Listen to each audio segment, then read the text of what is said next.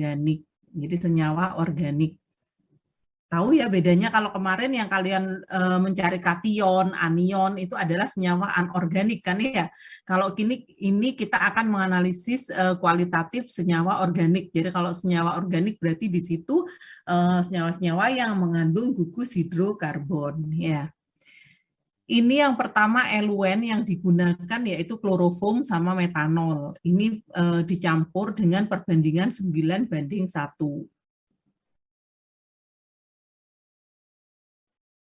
Jadi tadi kloroform sama metanolnya diukur ya. Ini kloroformnya diambil 18 mili ya. Kemudian sisanya tadi apa? Metanol ya. Metanolnya berarti 2 mili karena perbandingannya kan 9:1 ya.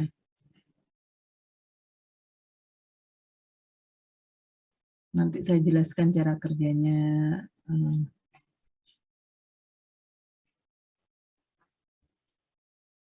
Ini jadi metanolnya diambil 2 mili.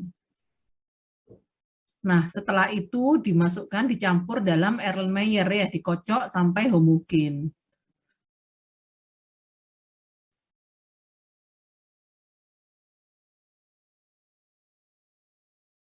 Nah, setelah itu kita masukkan ke dalam chamber. Ini namanya chamber ya. Tempatnya ini namanya chamber ya. Nanti di sini ini kita masukkan eluen. Nanti perincian lagi. Kita lihat dulu videonya. Nah, ini dimasukkan eluennya. Tadi ya 20 mili di sini.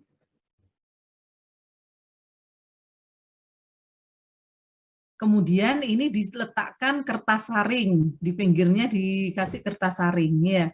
Kertas saring ini gunanya untuk melihat apakah di sini chambernya sudah jenuh atau belum. Bagaimana cara menandai ini chambernya sudah jenuh? Kalau eluen tadi, cairan tadi namanya kan eluen ya. Eluen tadi sudah naik sampai di atas, itu berarti di sini chambernya sudah jenuh.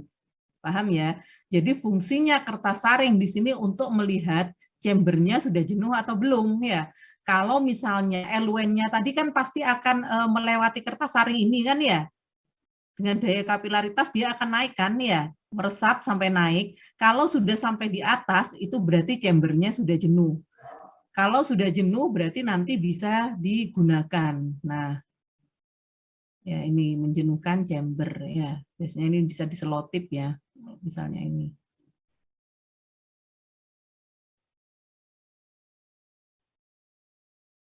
Nah, kita tutup chambernya ya, karena ini bahan-bahannya juga mudah menguap. Kemudian ini kita akan melihat ini paracetamol, nipagin, dan teofilin. Ya, jadi ada tiga bahan ini ya yang akan kita lihat. Ditimbang masing-masing kurang lebih 10 mg ya. Kemudian dilarutkan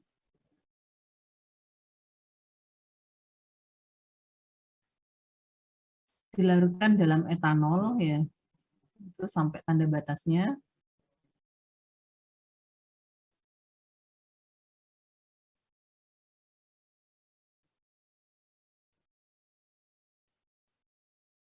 Tadi nipagin, teofilin, dan paracetamol. Ada 3, berarti ada 3 zat ini ya. Nah, setelah itu dipindahkan ke file masing-masing.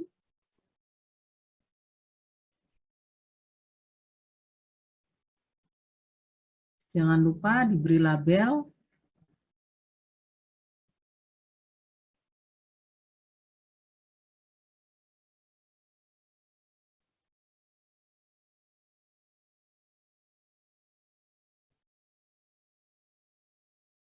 Nah, setelah itu nanti disiapkan lempeng ya, lempeng KLT-nya. Nah, ini ada seperti lempeng ini seperti bukan kertas ya. Ini terbuat dari silika gel. Jadi ini loh, yang kotak ini seperti kertas ini ya. Yang tengah ini terbuat dari silika gel. Biasanya silika gel F254.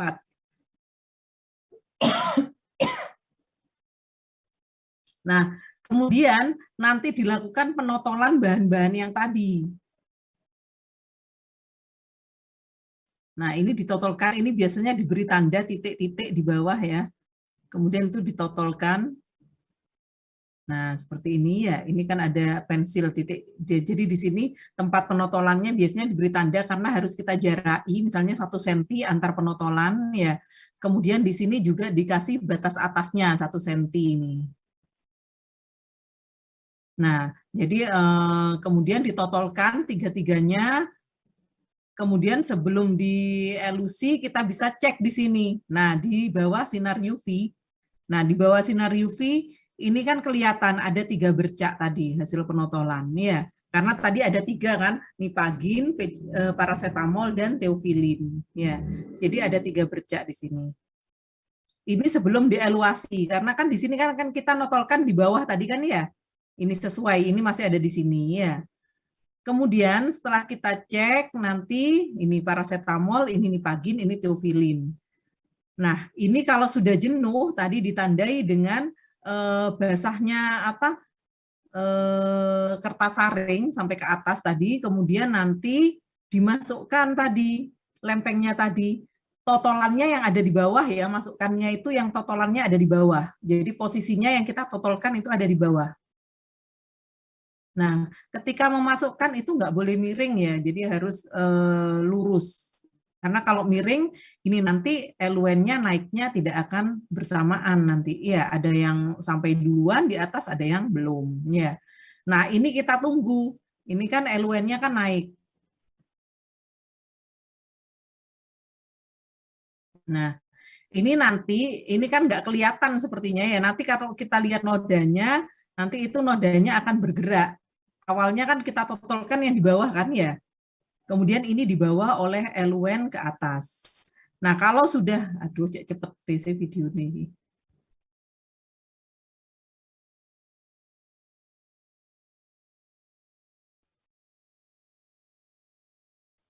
Ini kalau sudah eluennya tadi sampai di atas di garis ini ya, kalau sudah di garis ini nanti kita ambil lempengnya, kita keluarkan. Paham? Ya, tadi kan awalnya ini kan lempeng ini kita totolkan kan tadi dengan apa larutan tadi ada 3 ya. Nah kemudian setelah ditotolkan tadi kita cek ya di bawah sinar UV itu terlihat kan di situ ada noda ya. Nah setelah itu kita masukkan ke dalam chamber ya. Kita masukkan ke dalam chamber. Jangan lupa kapan kita memasukkannya nunggu chambernya harus apa dulu? Tadi chambernya harus apa? Jenuh. Jenuh ya. Jenuhnya tadi ditandai dengan Larutannya naik sampai atas. Oke ya, dengan basahnya kertas saring tadi dibantu dengan kertas saring kan tadi ya. Kalau sudah sampai di atas berarti sudah jenuh.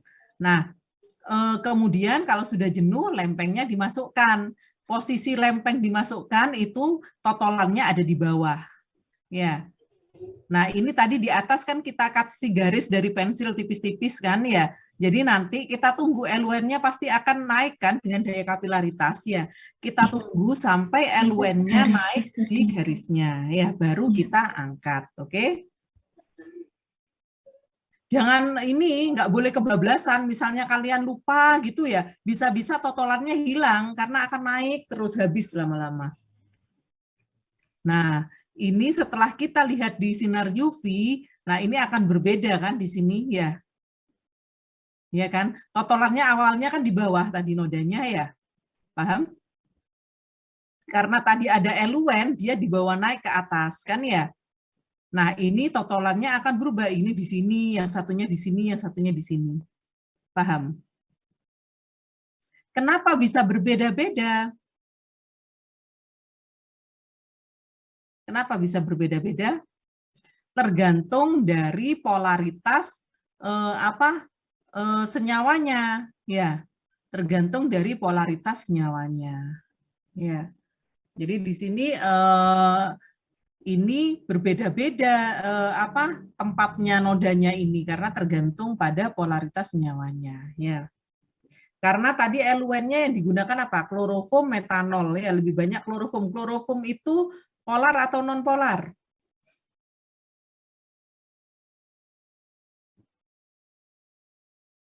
Akhirnya kimia organik mungkin. Klorofom itu polar. Non polar. Non polar, lebih non polar kan ya. Berarti yang nodanya ada di atas sendiri itu paling non polar di antara yang lain. Karena kan dia lebih suka ikut dengan eluen-nya kan. Ya, lebih cepat geraknya dengan eluen kan, like dissolve like. Ingat ya, kalau misalnya polar sukanya kan ke polar. Ya, kalau non polar pasti sama non polar. Ingat itu prinsip itu? Kalau polar sama non polar kan susah kan bareng ya. Kalau polar harus sama polar kan, non polar sama non polar, paham? Ya, Paham. Oke. Jadi kenapa di sini kalau yang non polar dia akan naiknya lebih cepat, dia akan berada di atas sendiri di sini karena dia suka sama eluen-nya, karena eluen yang kita gunakan tadi kan non polar ya. Berarti di situ dia suka dengan eluen-nya ya. Karena suka dengan eluen-nya, dia akan lebih cepat untuk naiknya. Ya. Kemudian disusul dengan yang ini dan yang ini. Ya.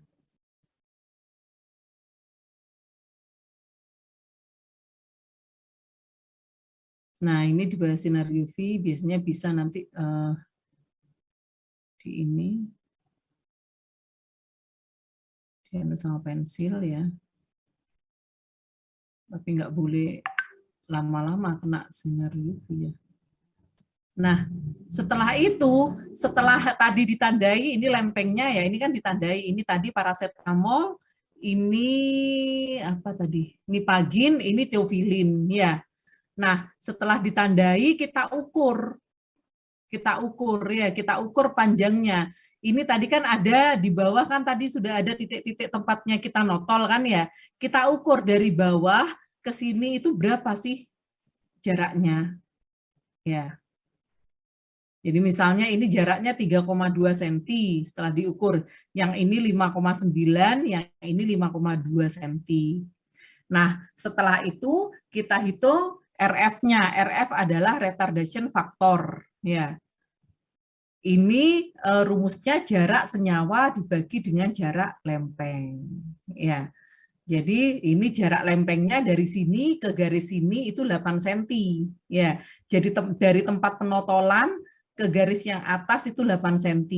Berarti kalau cari RF-nya paracetamol berarti 3,2 dibagi dengan 8. Nipagin 5,9 dibagi dengan 8. Teofilin 5,2 dibagi dengan 8. RF-nya dapatnya segini. Ya.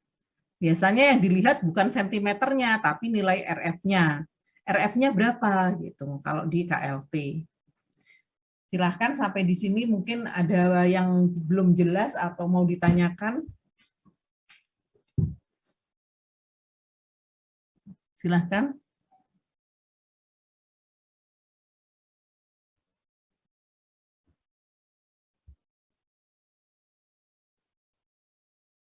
Silahkan. Sudah jelas semuanya?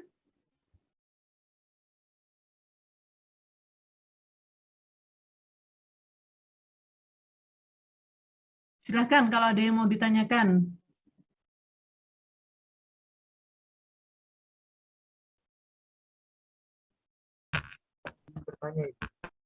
Silahkan Mas.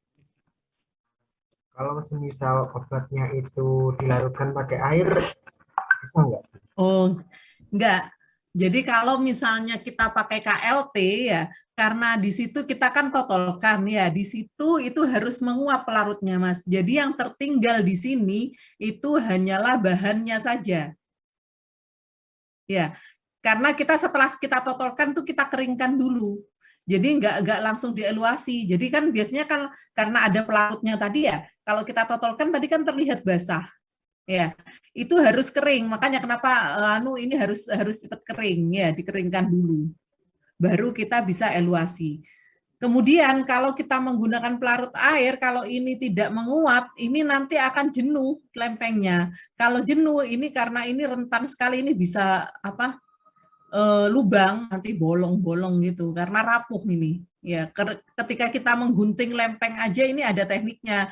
Jadi nggak boleh guntingnya miring apa gitu ya, karena ini memang penyusunnya kan silika gel, jadi sangat rapuh. Nah, di situ kenapa ini biasanya digunakan silika gel F254 biasanya ya. Apa artinya? Di situ dia terbuat dari silika gel ya. F-nya itu berfluoresensi, 254 itu panjang gelombangnya. Jadi ketika tadi kan kita lihat di bawah sinar UV,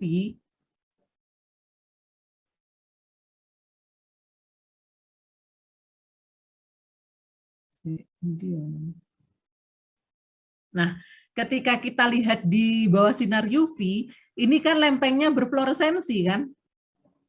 Ya, ini panjang gelombangnya UV-nya kan sekitar 254. Ya, kita lihat di sini ini kan totolannya ini kan menutupi, kenapa terlihat hitam? Karena di sini dia menutupi lempengnya tadi kan, totolannya tadi. Ya, sedangkan bagian yang lain dia kan bersinar, berfluoresensi. Ya, makanya silika gel F254. Sebenarnya banyak macam-macam, nanti kalian pelajari nanti di semester atas. Ya. Jadi kalau untuk pelarutnya itu harus mudah menguap, Mas. Ya. Terus ketika di sini titik kritisnya juga mungkin ketika menotolkan itu juga harus tepat ya. Ketika mengisi dalam pipa kapiler itu ya kan notolkannya pakai pipa kapiler tadi ya. Itu pastikan itu juga sudah penuh dan ketika notolkan juga di dalam pipa kapilernya itu sampai habis.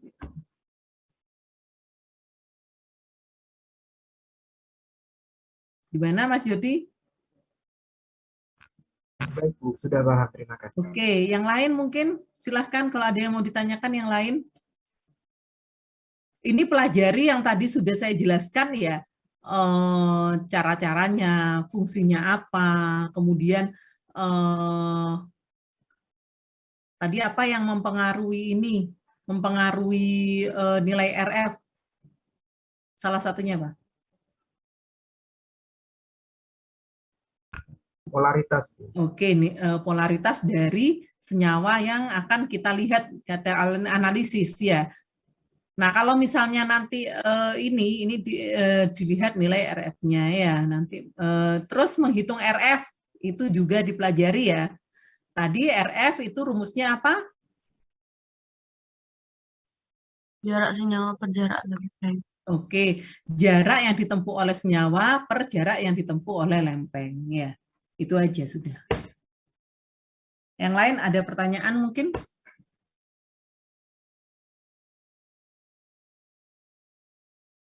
Ini nanti masuk ke materi yang analisis kualitatif ya, yang ujian pertama. Yang dimaksud paling pertanyaannya ngunung tok rek. Kalau ini nggak berat masih bisa dinalar juga ya. Nanti untuk analisis kualitatifnya yang berat itu nanti ketika analisis pendahuluan, kation, anion itu ya itu agak menghafal memang ya.